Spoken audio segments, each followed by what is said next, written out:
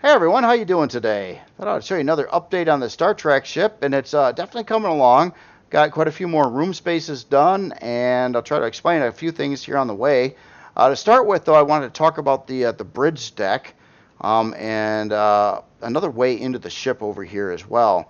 So I got this little vent here. There's still another way in going into the secure bridge off the back of the saucer there, but this is new.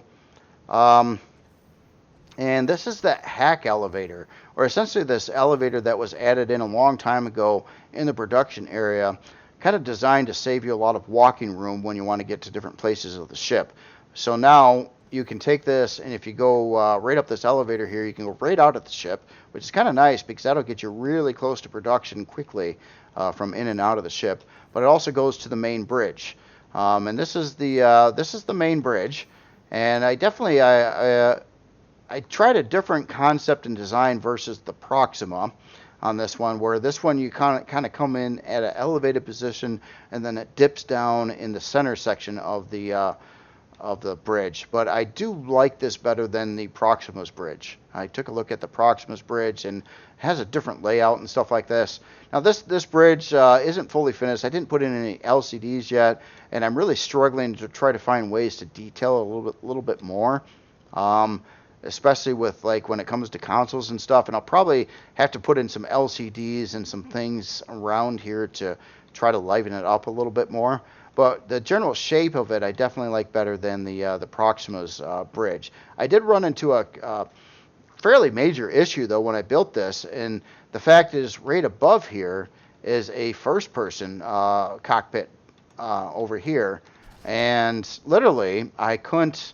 There's no way to run pathing from here to there. It just didn't work. I mean, the blocks cut off right back over there. There was literally no way to do it. So I abandoned the idea of trying to add like some weird, ugly looking staircases and stuff up there. And now, as part of this hack elevator, essentially, that goes up one more floor right to the first person bridge over here.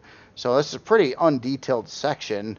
Not a whole lot going on in it right now, but it's just, providing a first-person view to fly the ship around. It does have a little bit of utility function up here as well. I just got to do something with it. I'm not sure what. I can't edit the ceiling. I can't really do anything with the floor.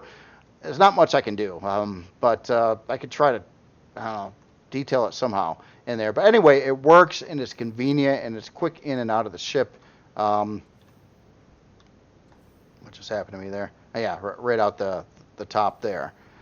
So the rest of the bridge deck, um, let me go out the back door of the bridge deck here. So the main elevator comes all the way up to this bridge deck as well. So this goes all the way down to the bottom of the ship, all the way up to here. There's also a transporter room here. Not much to look at, but it does have the teleporter, and it'll probably have an LCD over there. I'll try to dress it up a little bit, but again, I can barely do anything with the blocks along the sides, and some of these blocks are even in place to cover up structural frame blocks along the sides of that yet, but it does fit.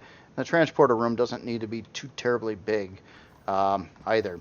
So on the rest of this deck here, I've got two unfinished rooms here. This one I believe is going to be the science lab over here, so I haven't really textured it or done anything much with the room. I did finish off some of the blocks in there, but and then there's another room over here that could be an alternative position for the captain's quarters, possibly. It is on the bridge deck, so it's kind of close to the main bridge. Now this wraps all the way around. Not much going on the side corridors here, and the rest of these rooms along this deck are all for small solar panels. And in fact, it will hold 24 small solar panels now. So this is room 15 through 18 over here. These are ugly rooms. If I try to make crew quarters out of it, I'd just be banging my head against the wall. There's too many structural frame blocks, turrets, and other things to not allow you to really do much of anything in these rooms. So holding solar panels is a great use for them. So there's that one there, and then it kind of comes up along this section here and to another small solar panel room. This one does solar panels 1 through 14. And then as we come along this way, there's another room over here that finishes them off. And this does 19 through 24. I got some LCD problems over here, though, which really suck. The blocks I got down below here have the improper UV on one side of the block, so I can't finish them off like the rest of them. Not a big deal. I'll try to figure out something for that one there. So that is where I'm at with this this deck of the ship, which is kind of finishing up the last of the saucer decks. Let's go down to the CPU core room here. I did expand this room and finish this deck off as well. So this room is a little bit bigger than it was before, just by one block, but it holds 8 more quantum or auxiliary cores now. So I think that'll make all the difference in the world. I needed like 1 more than what I had slots for before, so I added 8. But that'll give you the CPU needed if you're going to upgrade the weaponry on the ship and other things. And of course, you can use all this center space to add whatever as well. Also on this floor, there is a xenoblock wall in front of this and along the sides and the bottom of this as well, just to help try to protect these your expensive CPU core, quantum and auxiliary core blocks a little bit better. But I'm hoping at the end of the day, the best defense of that room would be the fact that there's nothing in the general area and it's away from the front of the ship. So there's no guns here, there's no generators, there's nothing really to entice the AI to shoot this part of the ship.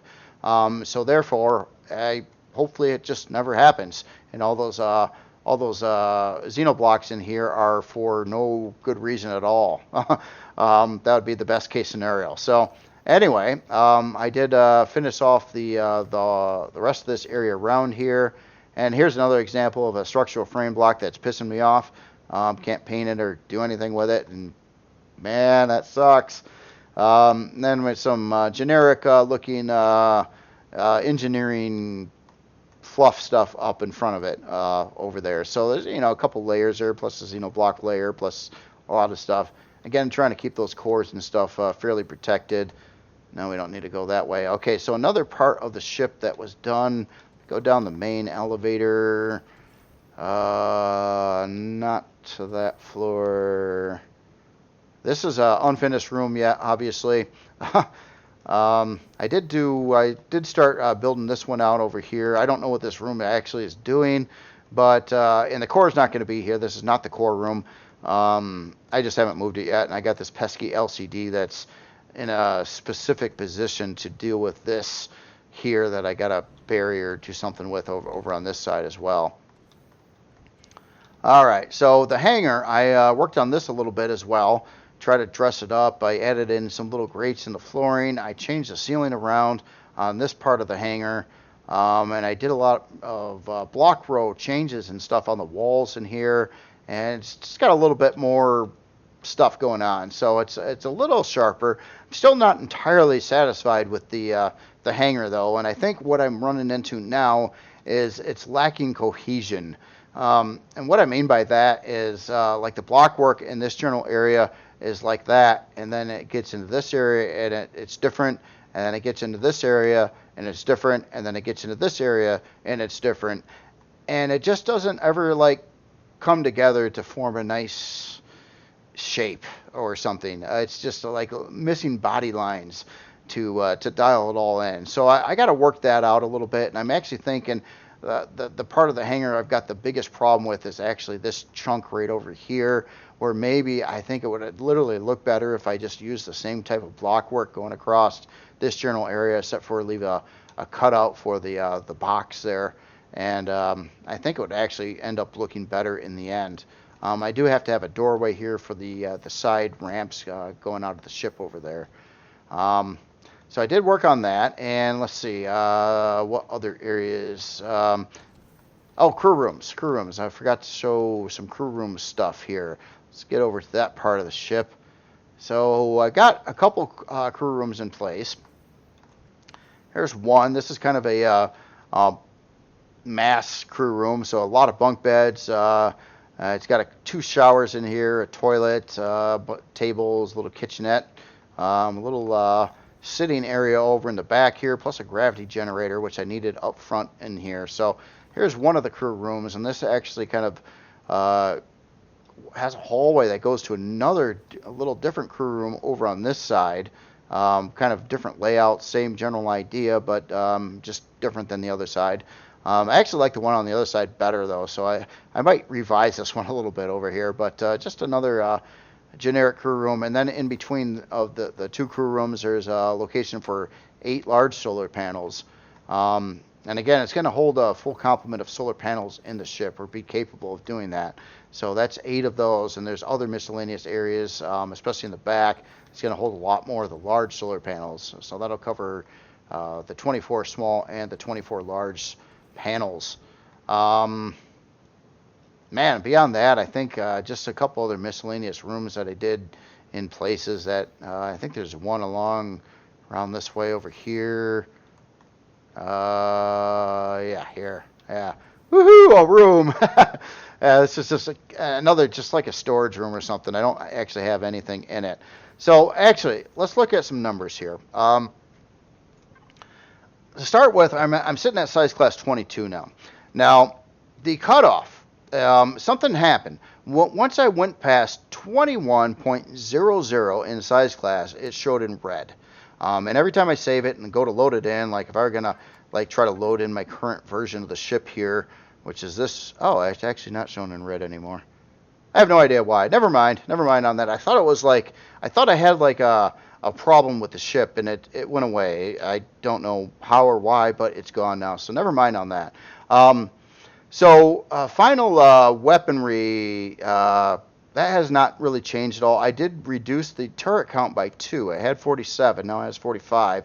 I didn't pull any offensive turrets out. I pulled 2 turrets I had on the back of the saucer that didn't make much sense, and to save a little bit of CPU there.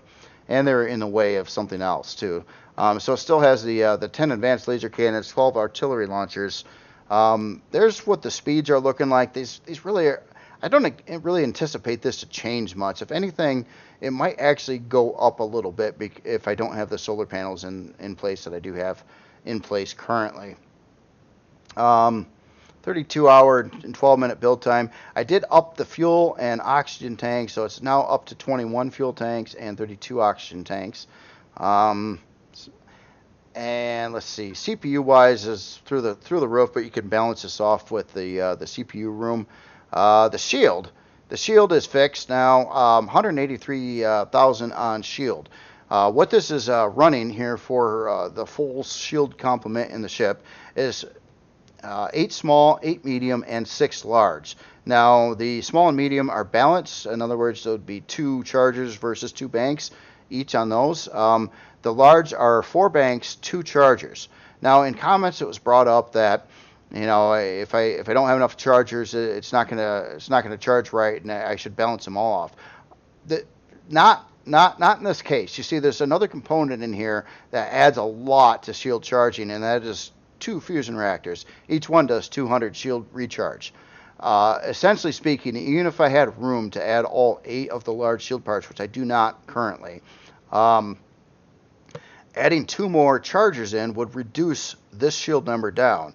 It would charge a little faster, of course, but you know, it charges just fine the way it is, actually, with the 2 fusion reactors plus the 4 small and 4 medium chargers in the ship. It's balancing it out pretty well, actually. So I like this setup. And actually, if you ask me, and if I had locations to add 2 more of the large shield parts in the ship to add 2 more chargers in, I really wouldn't want to do it because it would make this shield less.